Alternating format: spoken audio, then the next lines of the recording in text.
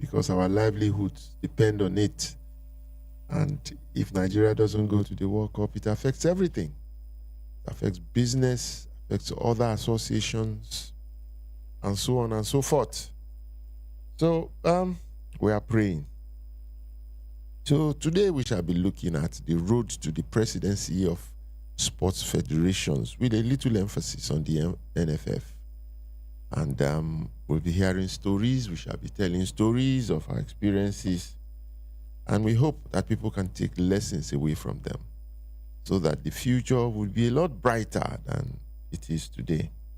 So you will sit back and enjoy this.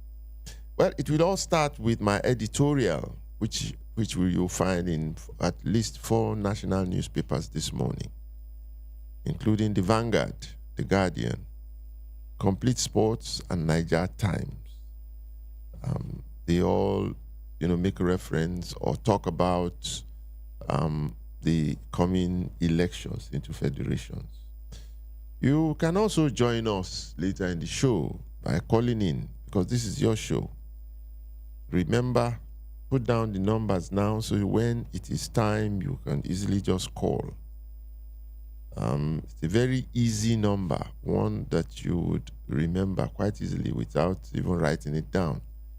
This is it. It's 07 00 22 55 1037.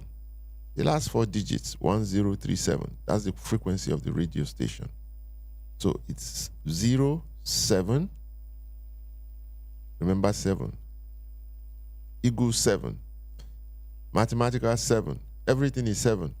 So it's 07 00 22 55 1037. And of course, there's a second number, 081 27 82 8497. When you call either of those 2 numbers, you'll be able to get me and be part of the conversation. I know all Nigerians would want to know, have a preview of what to expect, particularly in the NFF, in the next dispensation. My very special guest, I hope he will soon join me. Well, I'll wait until he comes on before I introduce him. But for now, we take a piece of music after the editorial, and then you'll come back to me. So sit back and enjoy today's editorial. Elections in Nigerian sports. Doomed to fail? Going back to the future. I am thinking, despite all of Nigeria's huge potentials in sports, success has been served the people only in occasional small doses. The ongoing World Athletics in Tokyo is a good example, with the sprinkling of brilliant performances by a handful of gifted athletes. It could easily have been a flood if the country had the right systems, structures, and administrators in place. The most important are the administrators, the human minds and capital. The process of elections for administrators into the boards of national sports federations will soon take place. Unfortunately, the exercise shall be another rigmarole. A currently well-entrenched process that has failed and will continue to fail unless something happens to change the situation that appears to be a mission impossible for now. The present system will throw up the same administrators from the failed system, still limited in capacity and unable to guide the country's sports development and administration through the maze of past failures to new grounds and to attain global heights. The country, in its short-sightedness, was misled many years ago to discard an old, simple, functional but imperfect process of electing the right leaders for sports federation. Instead, the country adopted a process that presented the second 11 from the stock of Nigeria's sports administrators. That derailment happened almost 20 years ago in Makurdi during the elections for the leadership of the Nigerian Football Association, NFA. It would take writing a whole book of uncommon drama and political intrigues to capture all that transpired during that entire period leading to Makurdi 2006 in Nigeria's football story. A movie will be more apt. It will be a blockbuster. The idea for it keeps dancing around in my head. Nigerians will never believe the level of morass, the ugliness of it all, the shenanigans, the immorality, and the brazen manipulations that took place in order to stop Ibrahim Galadima from wresting the control of football from government under the watch of Amos Adamu. Probably, only through such a graphic display as a movie can Nigerians start to understand the enormity of the matter and its genesis, and appreciate the depth of the hole into which the country's sport has sunk for almost 20 years on the back of the pursuit of personal goals by some actors in the sports field.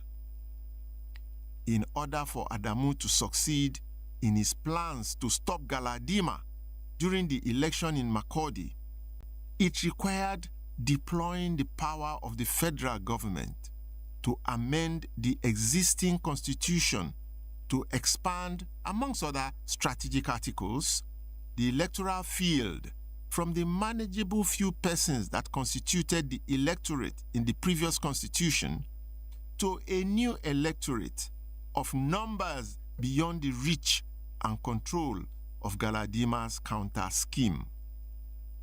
The bloated addition to the electoral field checkmated Galadima. The elections were taken away from Kano, Galadima's base. That killed it. Although the mission was successful, it also bettered a byproduct.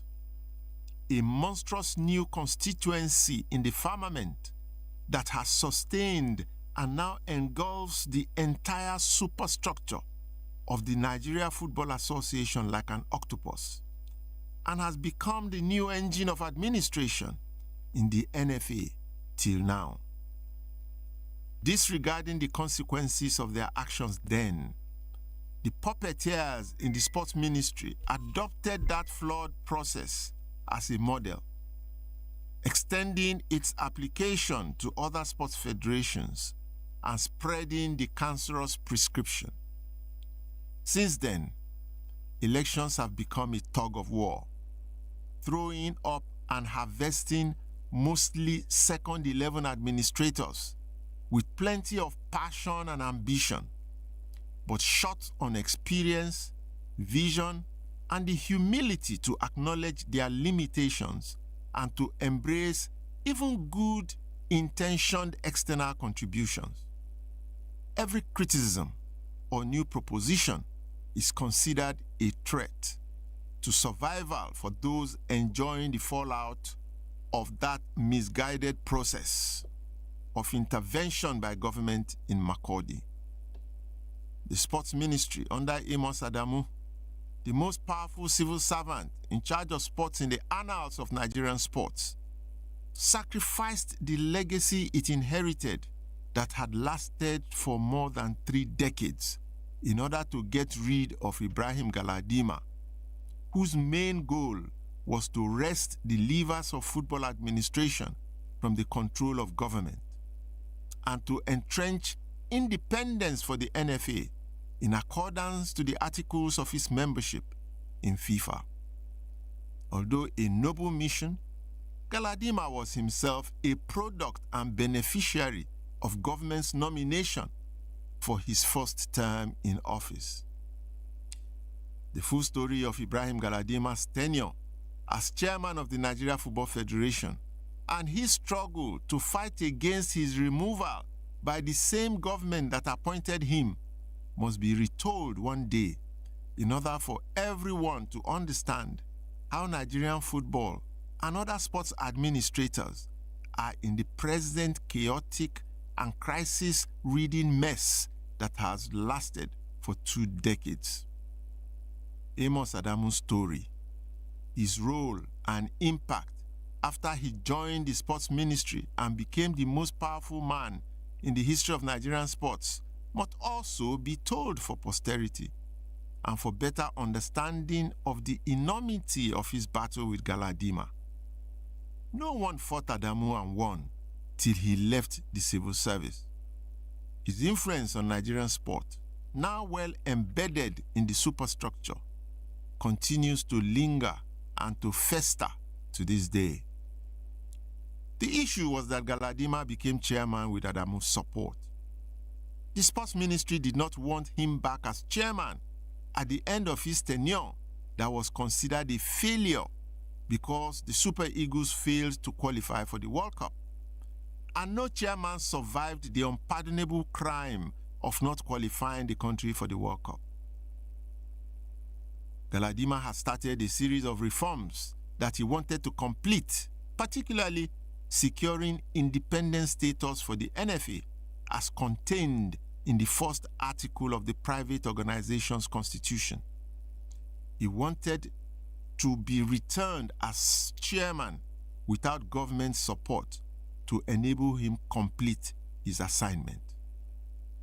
The ensuing fight was rough. Sports development became the ultimate victim. The winner had to distort, deform, manipulate, and convolute the system. The genie was let out of the bottle and could no longer be put back. Second division administrators, not from the best stock in the country, took over power and would not surrender it again without bringing down the entire superstructure.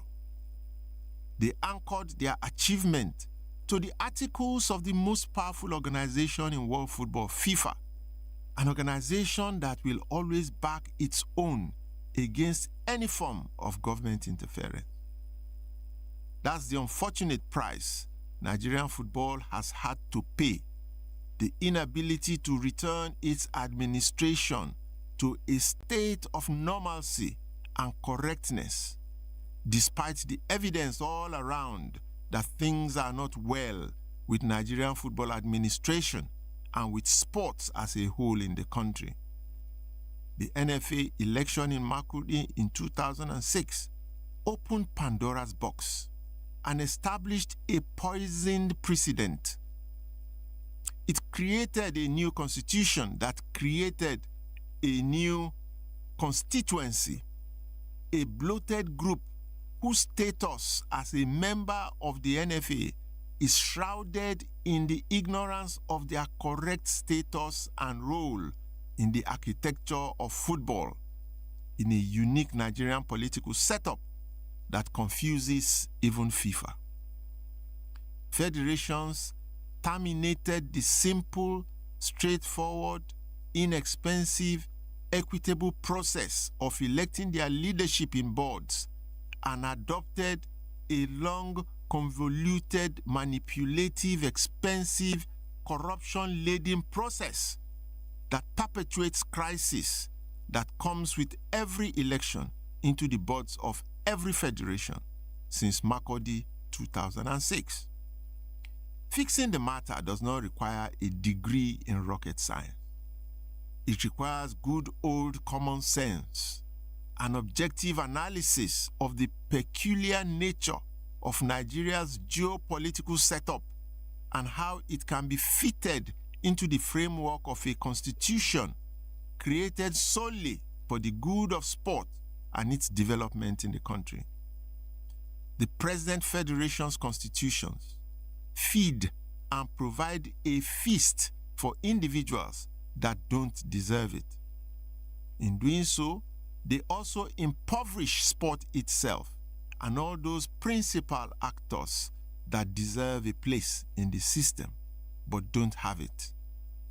The solution is simple, almost too good to be true, with the starting point being for the National Sports Commission, the NSC, to be properly constituted and reinforced with a board of authentic stakeholders in accordance to the law establishing it.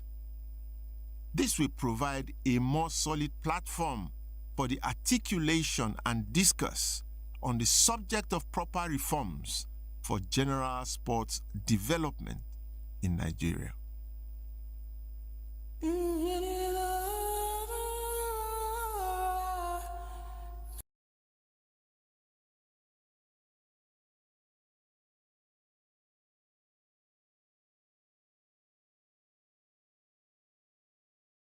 30 a.m.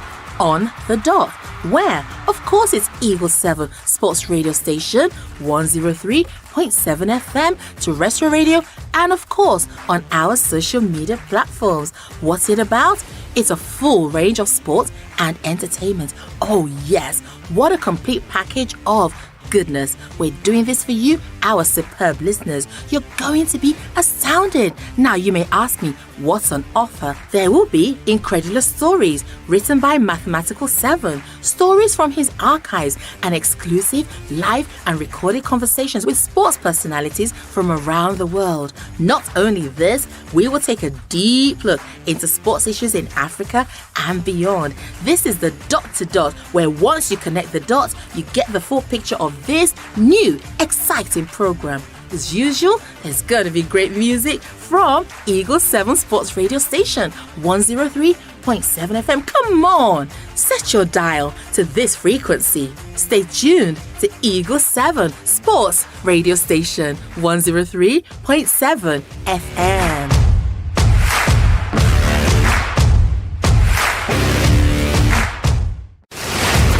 What's debuting every Saturday? It's Mathematical 7. Oh yes, what time? 7:30 a.m. on the dot. Where? Of course, it's Eagle 7 Sports Radio Station, 103.7 FM, terrestrial radio, and of course, on our social media platforms. What's it about? It's a full range of sports and entertainment. Oh yes, what a complete package of goodness. We're doing this for you, our superb listeners. You're going to be astounded. Now you may ask me, what's on offer? There will be incredulous stories written by Mathematical 7, stories from his archives, and exclusive live and recorded conversations with sports personalities from around the world. Not only this, we will take a deep look into sports issues in Africa and beyond. This is the dot to dot, where once you connect the dots, you get the full picture of this new, exciting program. As usual, there's going to be great music from Eagle 7 Sports Radio Station, 103.7 FM. Come on, set your dial to this frequency. Stay tuned to Eagle 7 Sports Radio Station, 103.7 FM.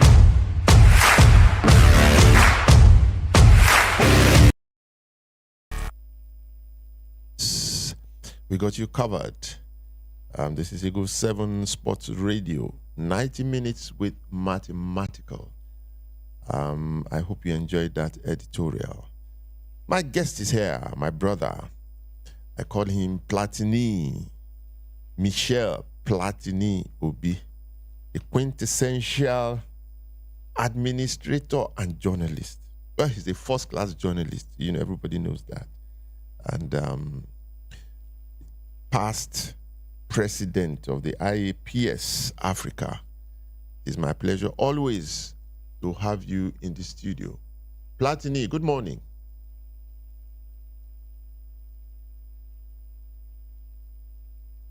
Michel. Ça va, mon frère? Bonjour, mon ami. Ça va? Ça va bien. Ah, très bien, très bien. Welcome back. There's this echo from somewhere. Do you have two systems on? There's this echo from somewhere. And it'd be good to see your face, man. I saw your face earlier.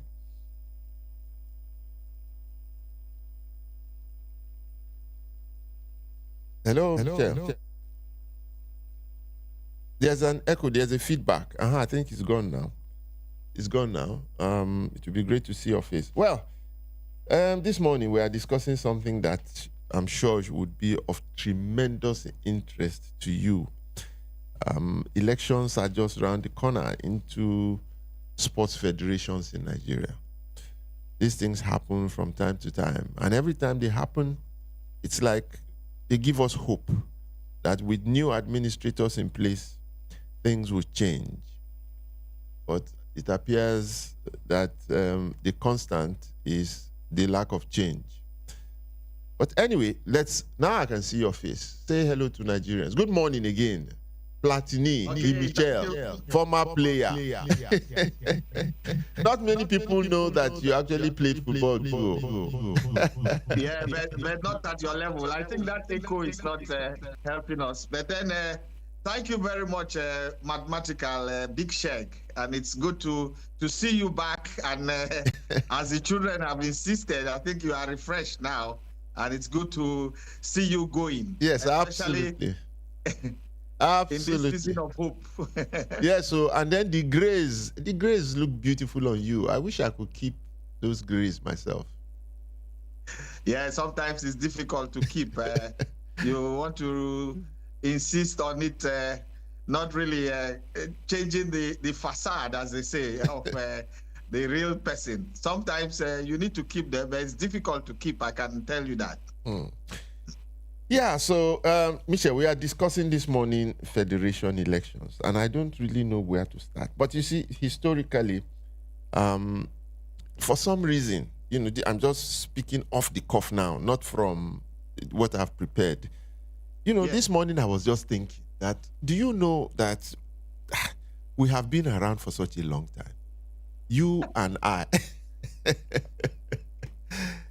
In this system. Sometimes I marvel as well, too. When I look back at some of the things I wrote far back in 1983, 84, and I ask myself, am I in another climb? Am I in another planet? Why am I still writing these same things? Why am I still doing this? You want to even hit yourself hard that things have not changed the way you want them to change, and perhaps that's the makeup of life as experienced. And I listened to your beautiful editorial where you situated the forces of change trying to find a place, and it's not always easy, especially in Nigeria, where from independence our sports has had a permanent feeder. Indeed, we've been fed by government in all dimensions of our sports. And going through that whole process, it's been so difficult to extract ourselves and find our liberation, in quotes. But so I've come to the ultimate conclusion that we have to accept this reality and then design and depict the government on a special plate. Indeed, we call them as a special stakeholder so that we can always have them there and then do what we have to do to meet with the rest of the world. That is my position. I saw what you tried to capture in 2006, the forces. And when you mentioned the director of sports then, the all-powerful Amos Adamu, and I asked myself that this was a gentleman I spotted in the course of the first ever intercollegiate games. That's what we organized in 1990. Wow. Where we decided to professionalize the sports ministry and said, how do we bring professionals into the sports ministry? And we looked at the whole Nigerian scene and decided to use the schools as the base. And what did we do? We said we had to get the best of Nipoga, that's the polytechnics, the best of Nasega, that's the College of Education, and the best of universities, that's Nuga. And then we looked at the schools who were dominant in this bracket and got the directors of sports there to come and manage sports at the zonal levels. Adamu was in Sokoto, I think the College of Education. He was the president of Natsega College of Education. And we got Tijani Ahmed from Ahmadu Bello. There was Yusuf Abdurrahman from Yaba Tech. All of them like that. We wanted to professionalize the sports ministry. We didn't last long. And even we were running faster than our shadow because we knew the times were changing times. It was a period of transition where everybody was saying Babangida should hand over. So we said, if we're going to keep some of the things we're going to do in sports, we had to ensure that they were not only canonized or, what you call today as laws, but also made to endure. That's why if you look at football today, the law that is even governing football, even when it was adjusted, it's yet to even be adjusted. The only adjustment that was made has been the one that has kept it till date. We had two documents, Decree 10 and Decree 11. These were documents that gave professional football to Nigeria in 1990. And good enough, Shege, you were I will say you were the entrepreneurs of that document. You were the engineers. I remember the great Chief Femi Olukomi. I remember Ato Kwame. These were individuals who pushed for professional football to start in Nigeria. And you were among even that gang at the initial phase to get professional football. You went to UK, gathered we read everything and tried to synthesize, and we came out with those two documents. Independence for the league. Indeed, if you look at that document today, 35 years after that document came to place, you will say that if we had kept even 10% of that document, football today in Nigeria would have been something else. More than the UK wouldn't have even competed with us in terms of what that document had. And then the Football Association, the NFA, it was known then, also had its own independence. And we said, come out of the stadium. Football cannot be managed from the stadium. Go to where it matters. Go to the city. Go to the corporate world. And we remember that the NFA had a building in the past owned by NFA. I ask myself today, that building, if you retouch that building, make it the headquarters, the corporate headquarters of football in Nigeria, in Nigeria's most commercial city, you can understand how football will take a transformation. But nobody is thinking about it. They say they are building the hostel and the property in Ogulana Drive, the heart of Sulere. You were there. You had an office there as when you were a board member. Indeed, this second vice president, I can't remember, chairman it was then, they used to call them. But that's the makeup of where we have come from. And that document was corrupted. When Chief Akinyele came, along with Amos Adamu, they corrupted that document. They merged those two documents, and that's where we are today. Decree 10 and Decree 11, they made it Decree 101. Bringing back football to government and giving government to be the last word on football, especially the ministry or the sports commission. That's where we are today. And but some of the ingredients in our document are still there. How many people get to read it? How many people get to use it? Indeed, I said to myself that we have a country where those who read don't lead, and those who lead hardly read. Michel, well, I like that historical excursion that you just made there. Some people just think also that Decrees 10 and 11 were actually the foundation of crisis in Nigerian sports. That's the feeling of some people. But anyway, which way? 1 year after that document, in 1991, the document they were merged. Yes. But every inch of the way, it was government directing affairs. Even in bringing people to the ministry, as Decrees 10 and 11 did, you brought people and brought them to the ministry, and that's government. Government still went on to control. So from then till now, the struggle, the crisis, the confusion has been the power or the struggle for power between government and those you intended should take over, the private people. You wanted to give autonomy to the federations to go out and be not that we or wanted, how was it? A big check. Not that Yeah. we wanted. We gave autonomy. It's not that we wanted. That document was signed on the day professional football started, and I remember the president, Ibrahim, he was on his way out of the country. We had to ambush him at is it the airport, and he said, Tony, this document you want me to sign? Are you sure this is okay? We said yes. That day, stationary stores were played. Is it the opening game of the professional football in Nigeria at the Onikon Stadium in 1990? It was stores against Iwanyawu National, I remember, something like that. Yes. That game was played even before the document got signed. But So- we gave independence. So if you gave independence, Secretary of the league in Nigeria had nobody interfering with him. NFA, as it was then, under Yusuf Ali, was a private sector. We gave them independence. And but then government was still funding. 1 year after that. Government was still effectively funding. They had to stimulate. Somebody needed to stimulate. Somebody needed to engender a process. And that's why I tell you in my preface in this discussion, Yeah. I said over the years, from independence till date, I've seen the hand of government so strong, and I've decided that the only way we can manage that hand is to find a place to place it and then do the business the way it's done elsewhere. And then government, as a veritable stakeholder, can have a place as a stakeholder, but not as a majority stakeholder. Okay. I mean, it's a decision that can be taken. Okay, I was there in 1990. I was there shortly before then. I was there after.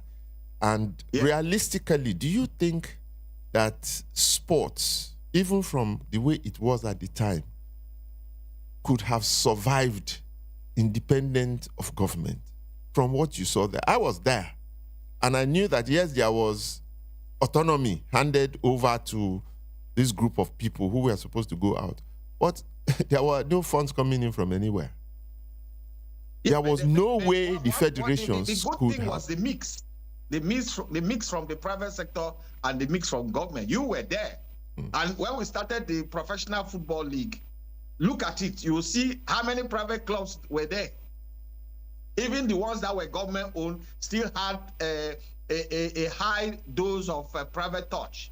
The Shooting Stars, for instance, you had the Chief Lekon Salami who understood the game as business, even though once in a while he will evoke a government. Rangers of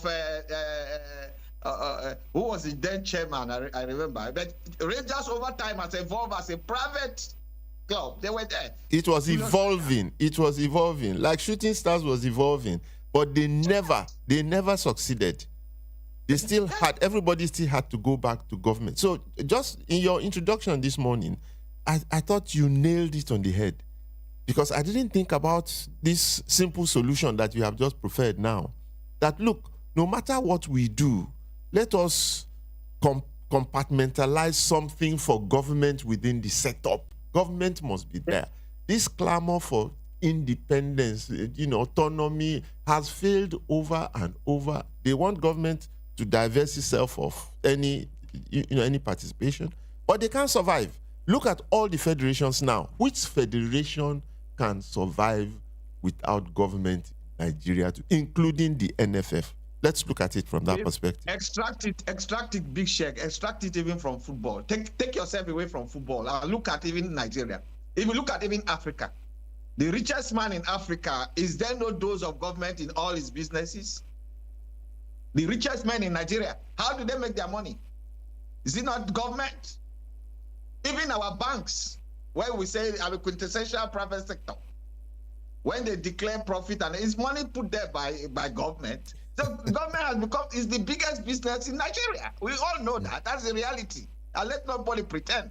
I'm ready to take anyone on a debate, because what we have seen over time is that the hand of government is so strong. And so let's, see where we can situate government, professionalize our operations, give government a certain role, and then do things the way it's done. Perhaps that's the way, time has shown us how to do it or where to go. For me, it's a crystallization of my deep thinking how to really get government off direct control. Okay, beyond government, let us look at this issue that has been troubling me for so long. You know, there was a time when the board of the NFF, all the members of the NFF were just appointed by government. You just heard your name on radio. Yes, I remember those days. Even the chairman of the FA then, it's all radio. And there was a time it was like Air Force will be in football. Navy will be in some other sport. There was a time like that. Yeah, that was the military race. Yes, but things were being done well. To be fair. Yeah. So there was merit. There was excellence. So I'm just saying that there was a period when the constitution of all those boards was done on radio. You just heard your name and you're a member of the board, and the chairman is announced and all of that. Then we had a period. We had a period also where some kind of representation existed. They looked at School Sports Federation. They brought the president there. They looked at the private sector people. They brought to look on me from there. They looked at the armed forces. They brought people from there. They looked at coaches and so on. There was some kind of representation. Let me give you the genesis of that. From 1972, when the National Sports Commission law was reviewed, there was the white paper, the Williams white paper. Yes.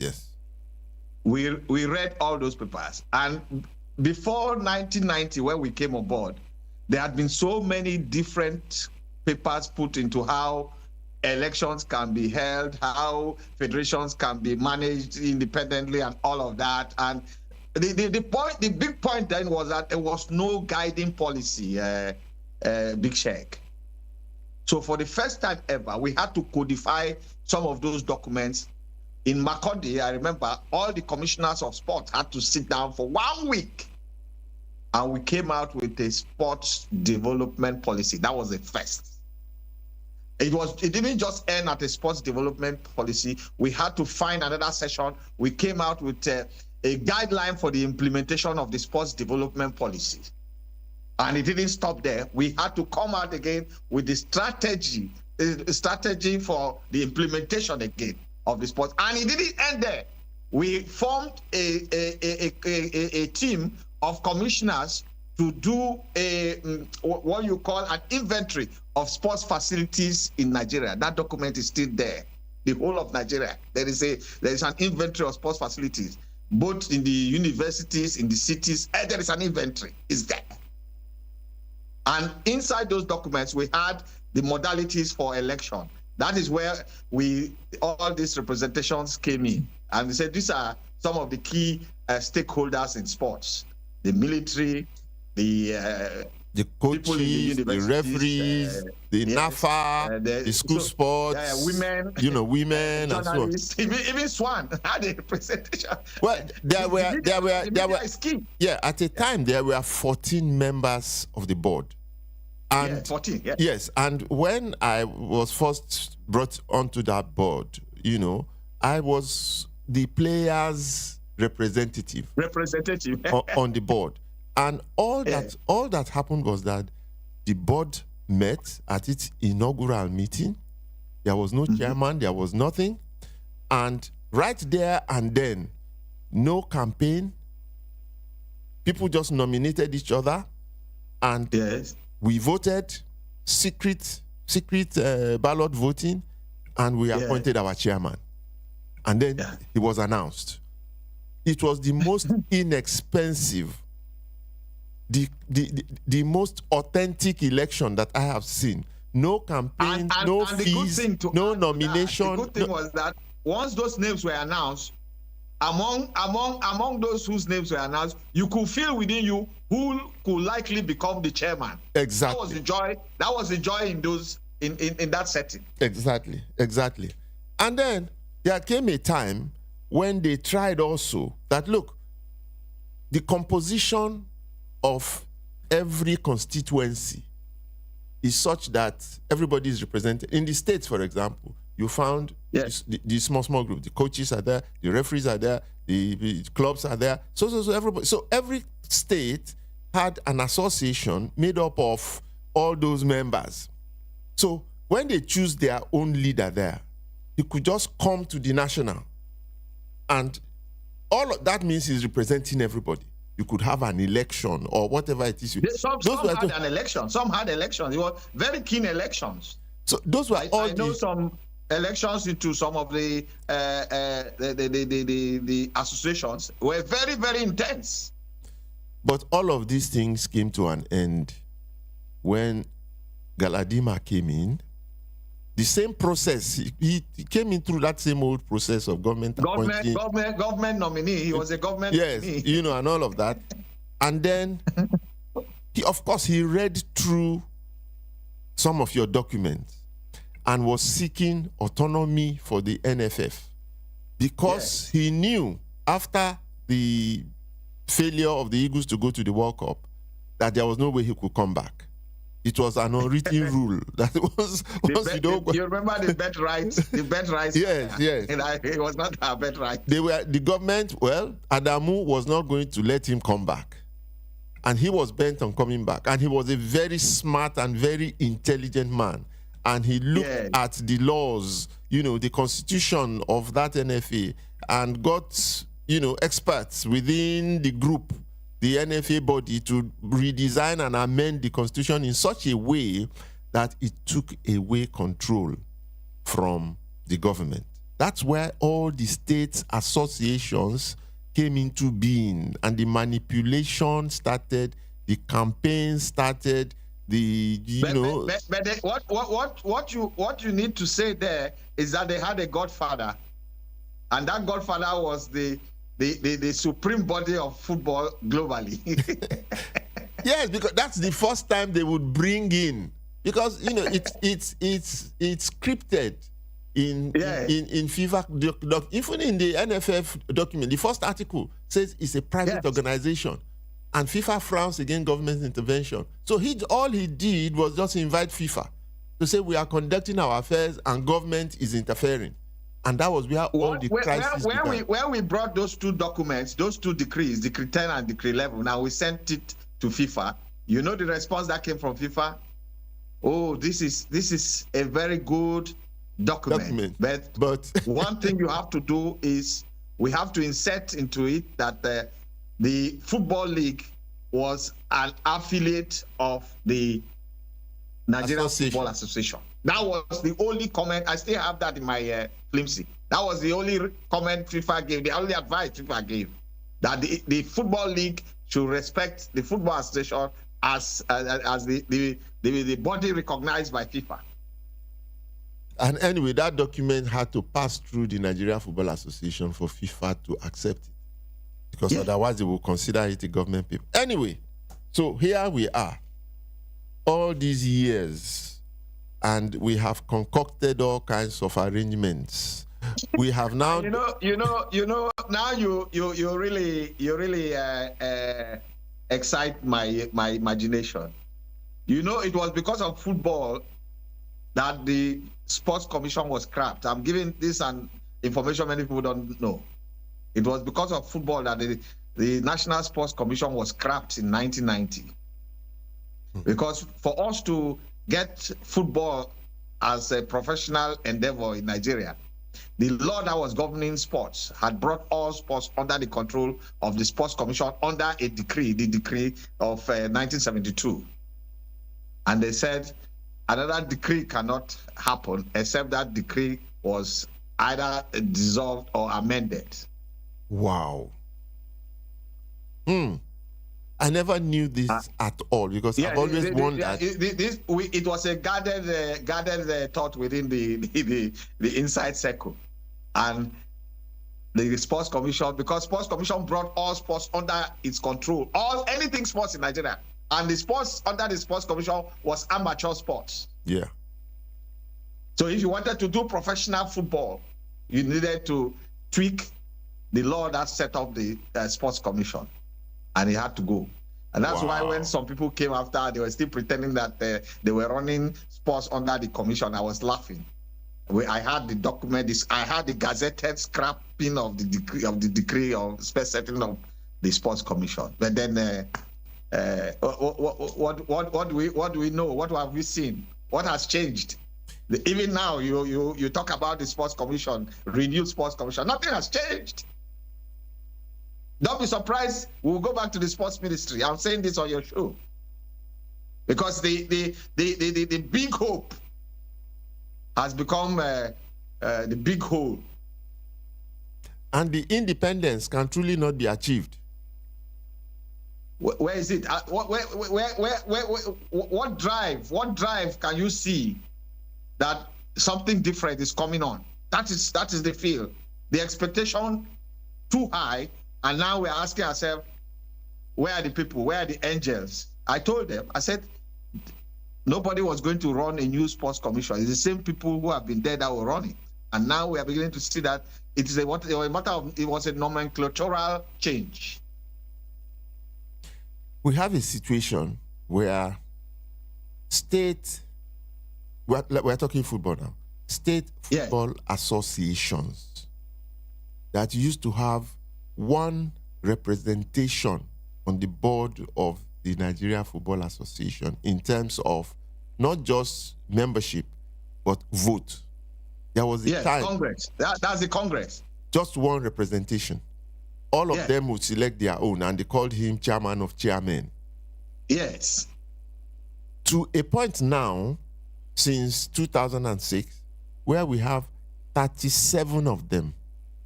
37 of them from the states, all politically appointed or selected. Very few were actually elected genuinely. And they have now taken over control of sports and sports development in Nigeria. If you are not from that constituency, one constituency, then you stand no chance of becoming president of any federation.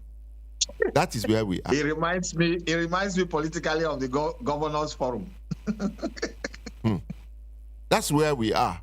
One constituency expanding to become 37. Chairman of a football association, state football association, decide the leadership and even the future of the game.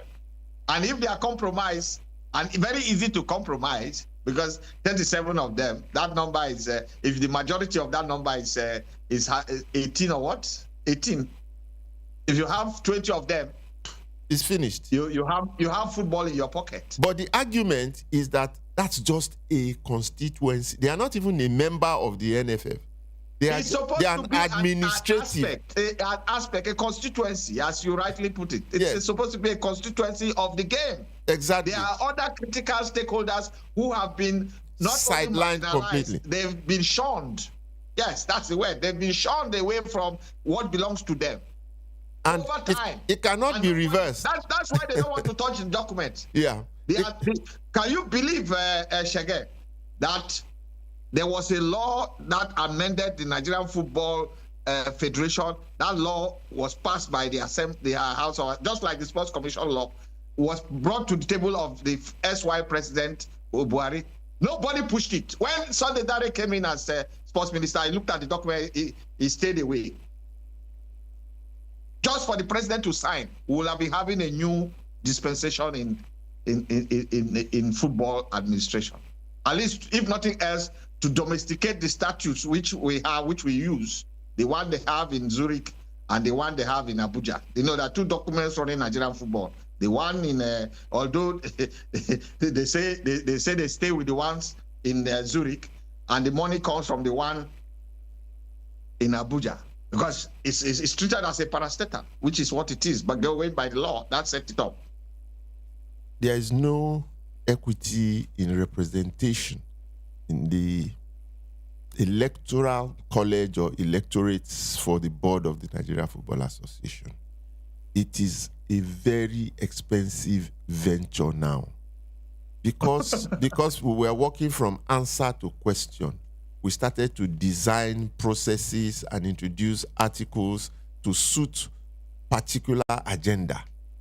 Yes. And so we started screening, started nominating, going around the country to get nomination forms, paying huge sums of money to buy forms, campaigning publicly, having debates, and over a federation election, and we just infected all the other federations, and we have chaos and confusion in the administration and development of sports in this country. Those issues have to be revisited, have to be articulated properly and discussed. And the only body to discuss them is the National Sports Commission, because it's the supervisory body. The body itself, by law, should have a board. It should have a board of different stakeholders who are discussing sports. Now we have two people who are running it, two good people who are running it with very good passion, good intentions, and so on.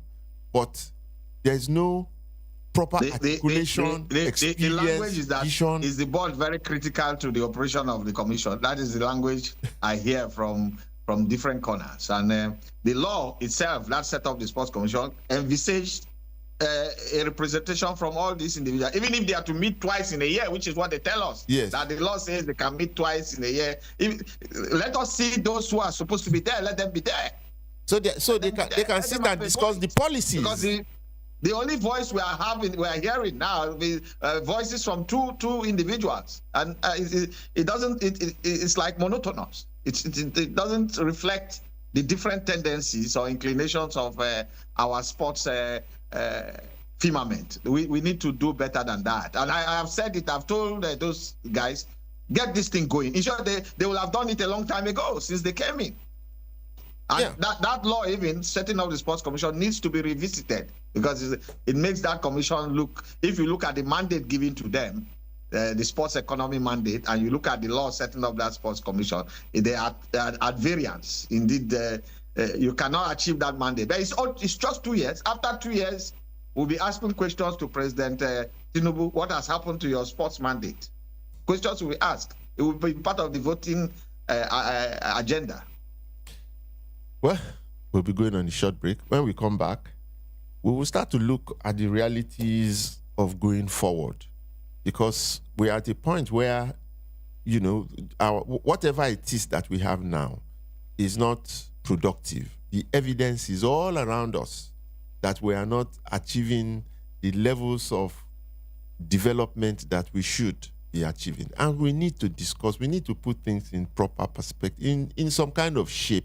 There's no monopoly of knowledge. Everybody has to add something to it. We'll be looking at the realities, going back probably to the future. We'll go on this short break. And also when we come back, the telephone lines will be open, 0700 2255 1037, just in case you want to be part of the conversation. This is Eagle 7 Sports Radio, 90 minutes with Mathematical. Join us after the break.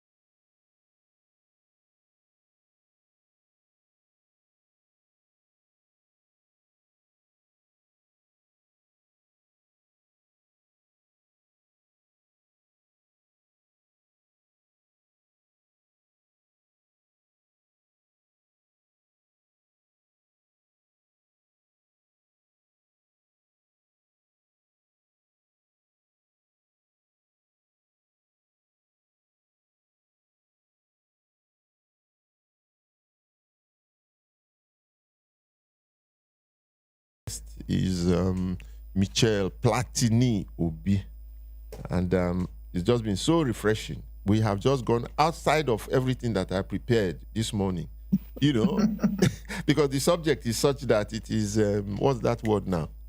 Anyway, so we are looking at how we want to go forward, because elections are just around the corner. And what we have used, the formula we have used, the processes we have used through the past 3 decades at least, have not yielded the right harvests. So what can we do differently? My thought, just my initial thought, is that we should reduce the burden of these elections. People carrying forms all over the place to go and get nomination here and there. People paying huge sums of money to buy forms because they want to contest for. We politicize. We just turned it into partisan politics. You know, people now campaigning vigorously, going to people's rooms to go and give them envelopes and so on and so forth. We must find a way to stop all of this. It must stop. And taking elections to various states, strategic states that would influence the elections and, you know, promote corruption within the assembly of those who are going to conduct elections, because those are the things that are happening. The initial law, you know, governing elections in those was that it has to hold in the headquarters of the federation and in the federal capital city of that country. Everybody, you just go there, and amongst a small number of people, represent equal representation of each of the constituencies. You don't have a huge audience, and you elect. It's very simple. Why can't we get a simple way of electing our president? You know, I don't understand. You answer the question. Yes, go ahead. No, I don't know why we can't make it simple and inexpensive and transparent. Simple, and, you know, simple safe. Could be beautiful. If you keep it simple, KISS, it could be beautiful. And why not? But this elaboration, it's has taken another color, and that, I think that's where the problem comes in, where the corruption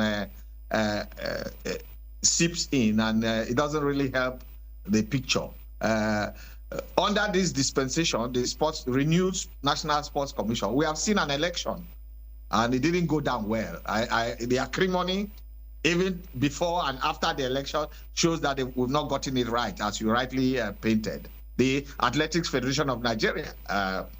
What really has changed from what you are trying to unearth in terms of how we are not coming close to getting our federations on the right footing, ensuring that those who are passionate, those who understand the sports, those who can even contribute and add to the vision are not part of it. From the Athletics Federation of Nigeria election, it's just told you that it's the same of the same. Yeah. Plus ça change, plus ça reste la même. Nothing really has changed.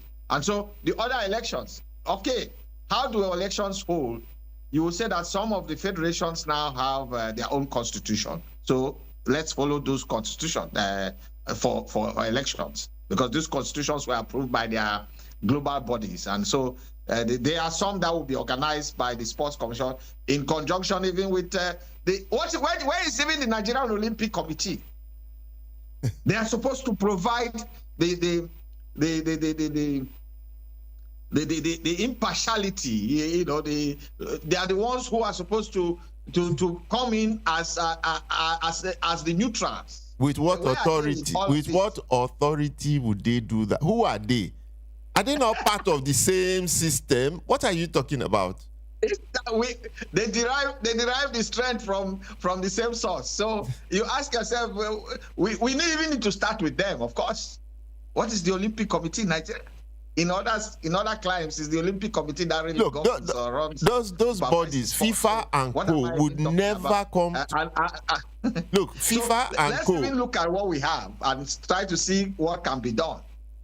The starting point, this Sports Commission, when they came, I said, look, zonalize this commission, zonalize it. Nigeria, we have seen, even the president who came in looked at the Development Commission. He decided to create zonal development. Now you are going the old route of politicizing it again. You are saying zonalize.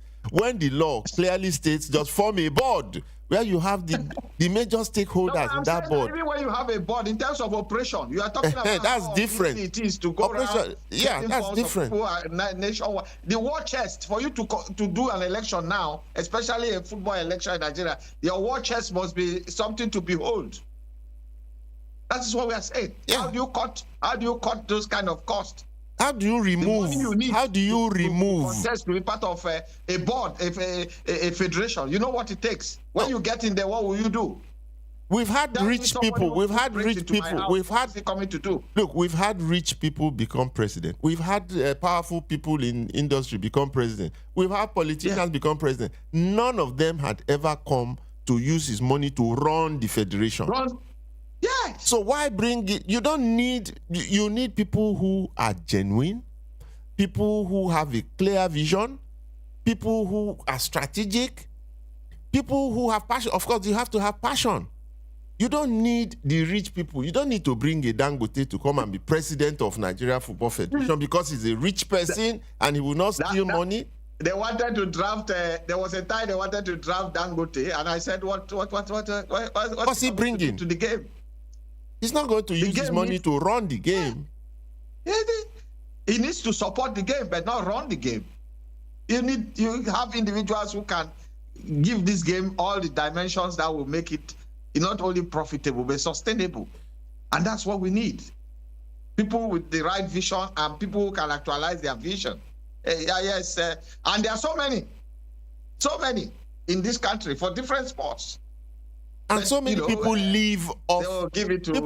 So many people now live off the federations. People live off the federations. Can you believe? We went to one World Cup, and every state, every president or chairman of every state football association was at the World Cup. That's 37 people from the Nigerian football. They were all at the World Cup. That's huge. It's a huge burden, financial burden. Why do you want to have such a thing? So Shege, let's talk concrete now. At least for some of our listeners. Okay, go ahead. What do we need to do to ensure that we have an election that can enable the federation to make a difference? And those are the elements we need to bring up. I agree with you, and we are asking the public to call. You can call us now and participate in it. And to remind everybody that we have a body on ground. We have the National Sports Commission on ground, which is the supervisory body for sports in Nigeria. We cannot do without them. They have to provide the guidance, because no matter what already set up, and there's an electoral committee already in place. It's been set up. Electoral committee for what? For elections, yes. So for every federation. Elections are due. They are due. The elections are coming up. There's an electoral committee. I think I remember some colleagues who are members, lawyers there in the electoral committee. Who is even the chairman? I think I can get that information. But an electoral committee has already been set up by the Sports Commission. One electoral committee to supervise all the elections. Federations whose elections can be managed by the Sports Commission. There are others who follow their own constitutional guidelines, and those ones are along Congress dictates. They can do their own election. But for those federations that need the Sports Commission, those whose constitution have not been approved, there is an electoral committee already in place now. I think I don't know, have they been inaugurated?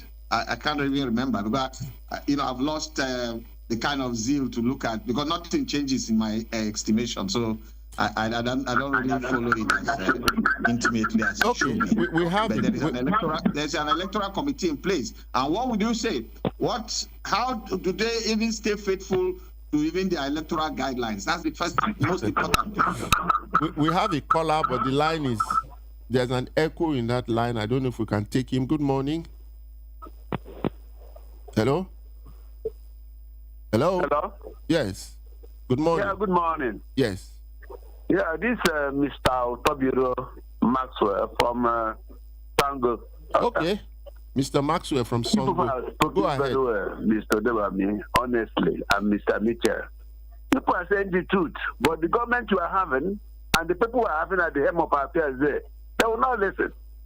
I wish people like you people will take this federation and go this time because you know the game, you know the you know the intricacies. I'm very surprised that this protection able to handle. I'm telling you, people like you and people are superb. You people know the onions in this game.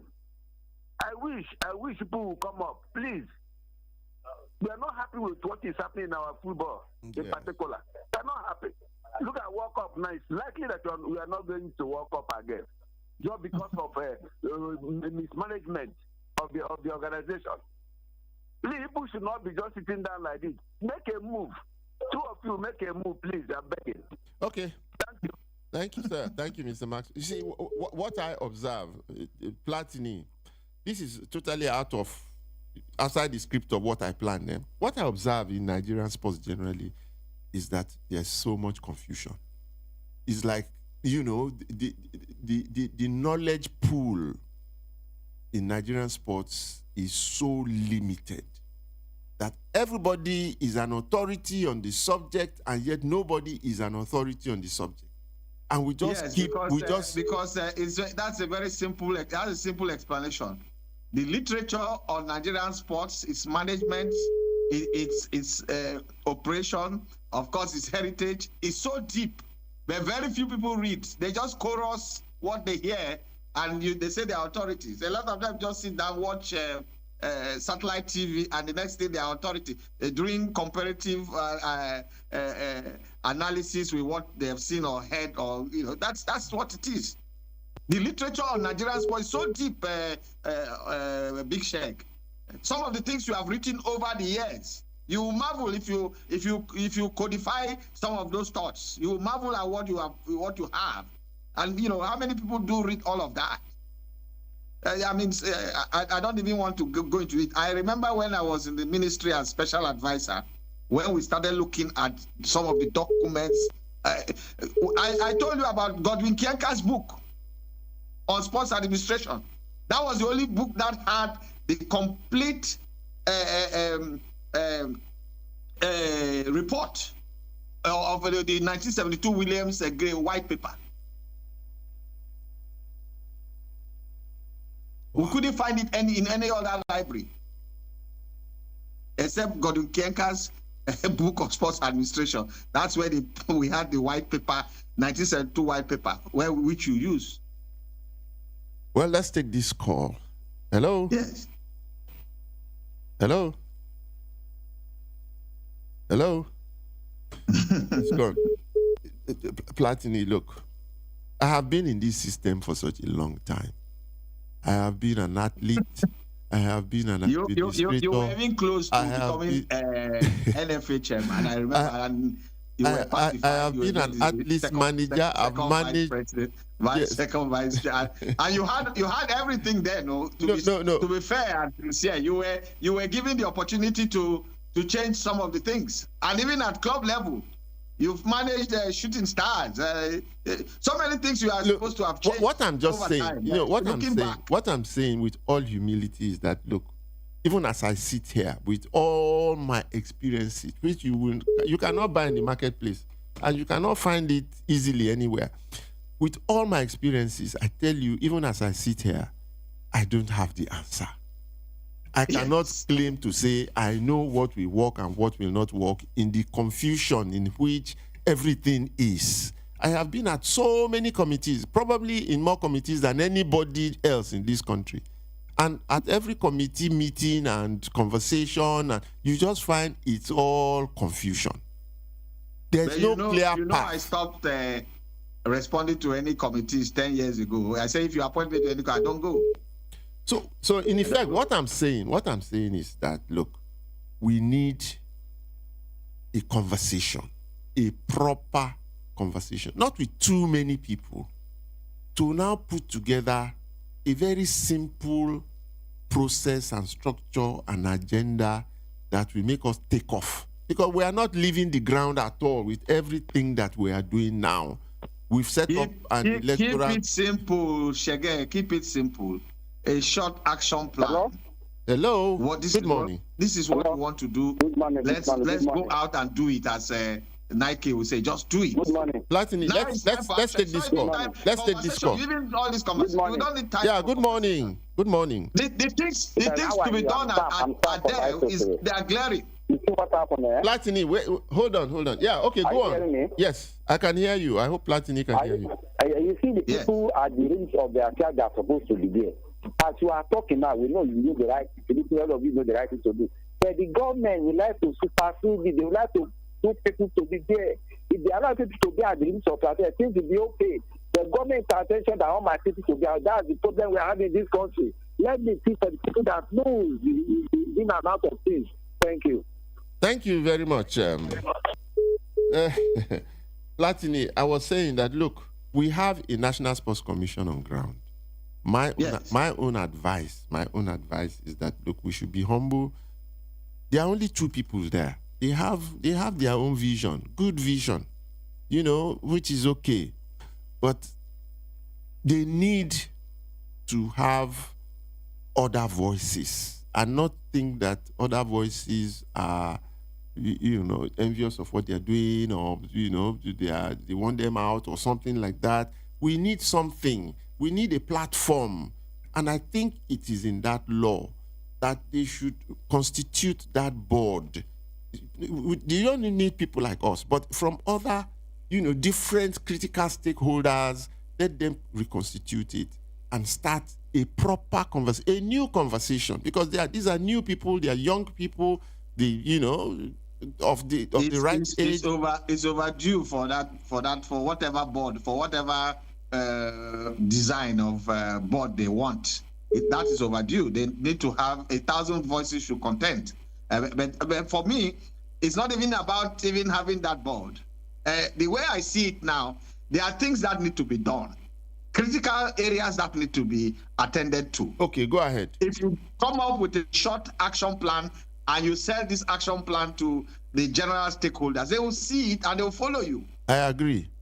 It's almost a year this government came to, this dispensation came. I expected by 1 year of this commission, they are showing us a new look Abuja Stadium where we can play our national team matches. I've told you it's time for action. It's not time for conversation. The things to be done are needed to be done. Nigeria cannot have only one stadium recognized by FIFA.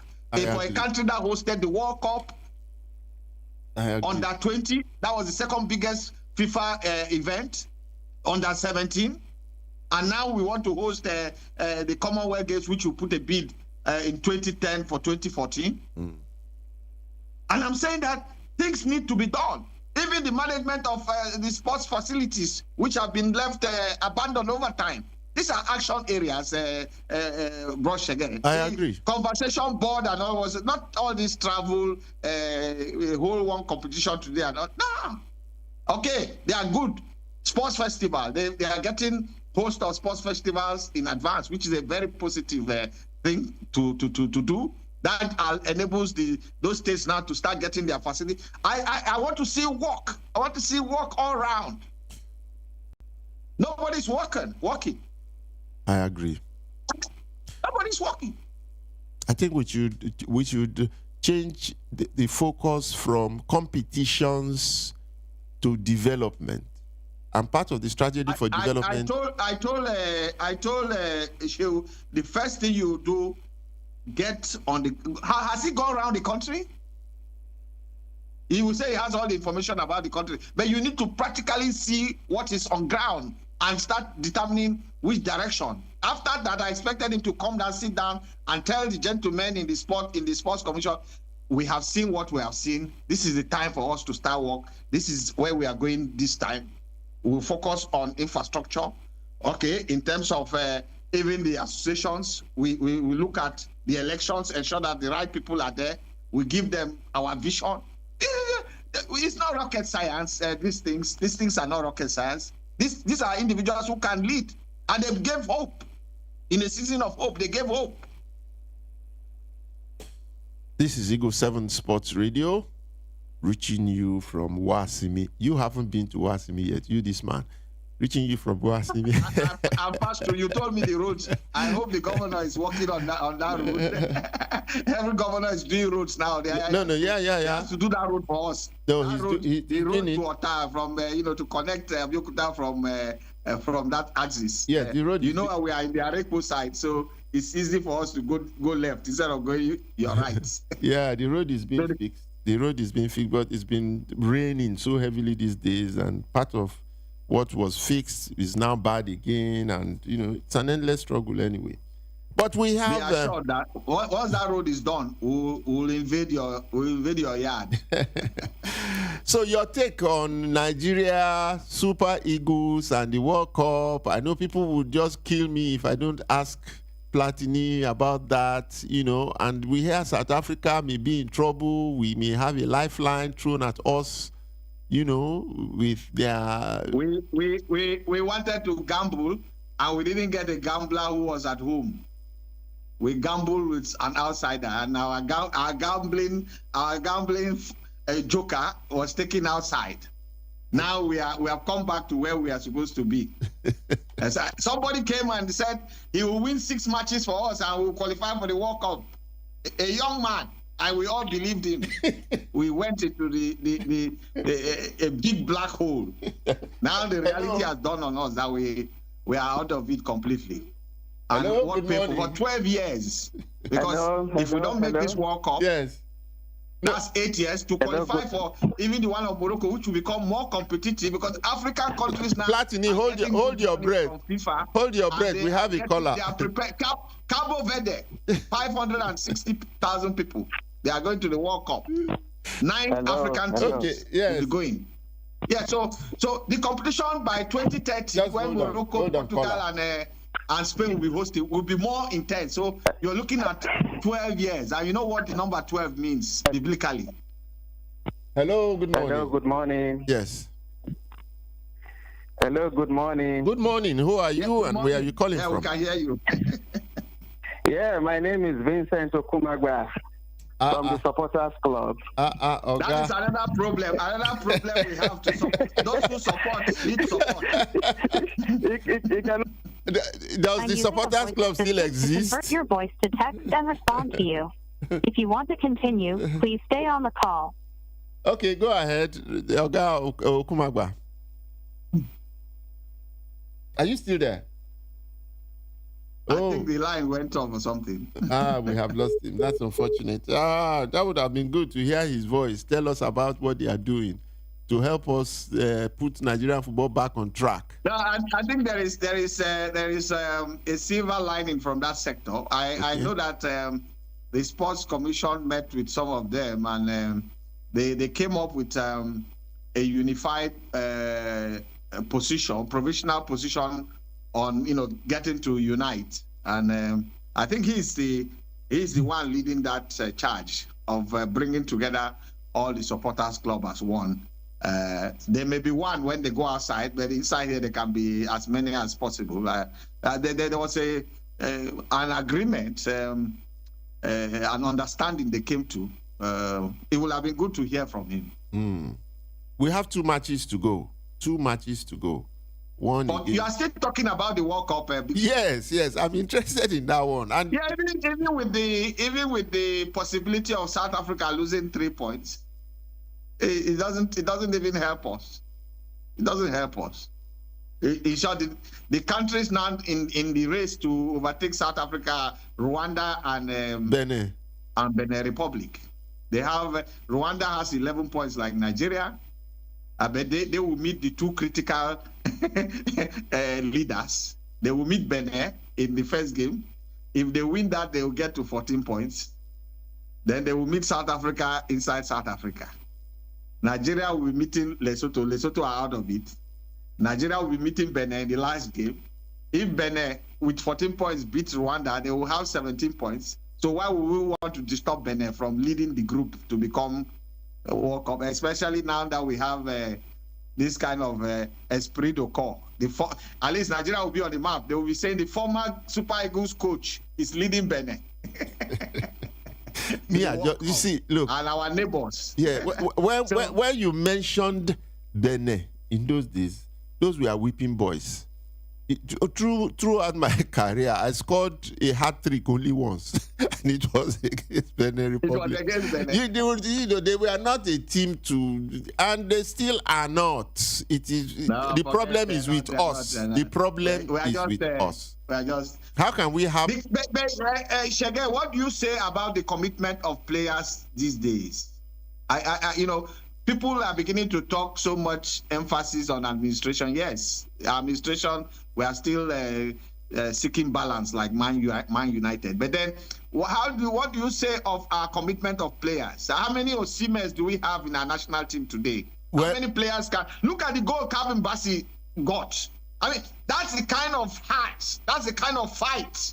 He gave everything to put that ball in there. Even if you had 10 players on the line in that goal that day, he will have headed that ball in with everything. That is the kind of commitment we seen that in this group of players. These same players are the ones who have used in the 2 World Cup campaigns who have failed. So what is missing in this player? You are a player of note. You understand, you've managed them. So what is missing? I've asked myself, don't they understand Nigeria? I saw glimpses of that commitment in the last match. It was different from every other match, though. That last one they played in South Africa, you could see that there was a lot of effort, more than ever. Not enough, but maybe the commitment is coming. The players only assemble for 2 or 3 days before a game. They will always assemble like that. So it's a reality we have to accept. The business of the game is taking over. FIFA window will always be like that. So in time, there's not going to be a change. So let's be realistic. All this being camp the boys for long, and except we start building a team at home. South Africa built this team that is giving us headache. That is even leading the group. Forget the ineligible player. It's the same team that came to Nations Cup. We were there together in Boaké. You almost didn't watch the penalty kicks. Yeah. This same South Africa team. Home base, 95%. Well, our own home base, our own domestic football here, is it possible the way it is with the huge migration out without funding? You cannot get any good players in here. Exactly. So how can you depend on home base? It goes beyond the game. So we are Platini. You and I have had this conversation for almost 1.5 hours now, and I tell you that I can't even come to a conclusion about where we are heading. This conversation this morning is the most unusual I've ever heard on my show, because it has nothing to do with what I planned to discuss this morning. But it's been very, very refreshing, and I want to thank you. And I want you to just leave us with your final thoughts and your final words, and people can make of it what they like at home, because in truth, it is not what I planned. So, Michelle, the stage is yours. Just leave us with your final words. Flowery in your usual language. No.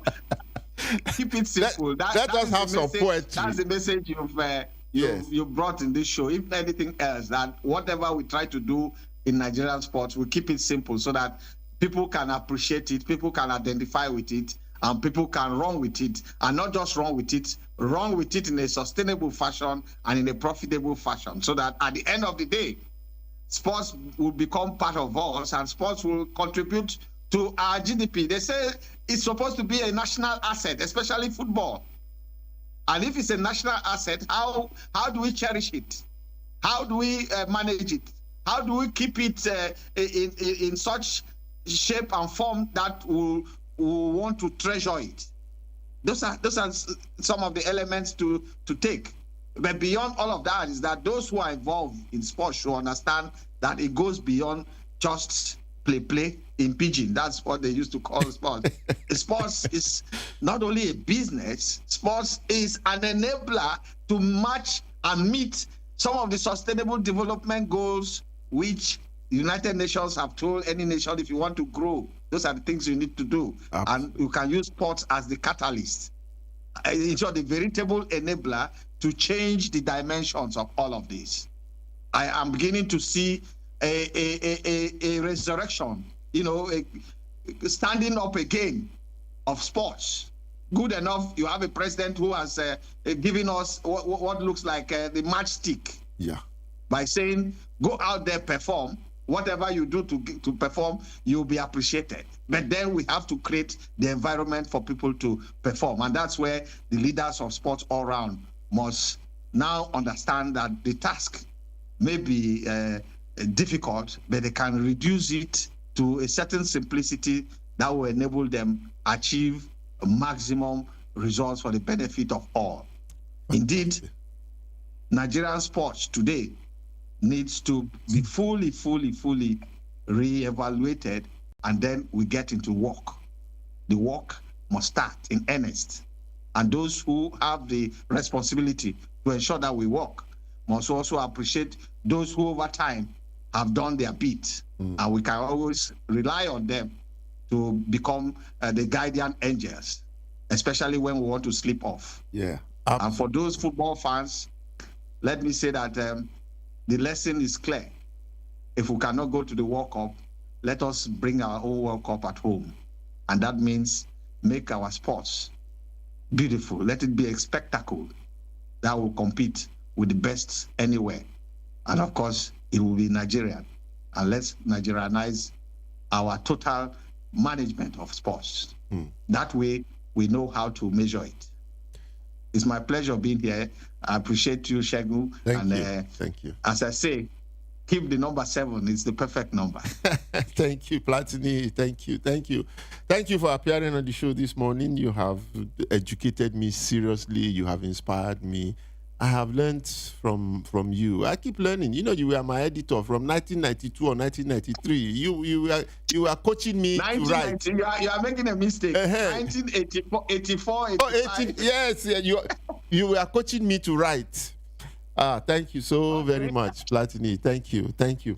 Anyway, so that's it from us this morning. This is Eagle 7 Sports Radio, 90 minutes with mathematical. I have learned tremendously this morning from this show. Let us make it simple. You know, to run sports does not require rocket science. All of us don't know it. You know, but there are a few people that have the experiences and the vision and, you know, the commitment to do things right.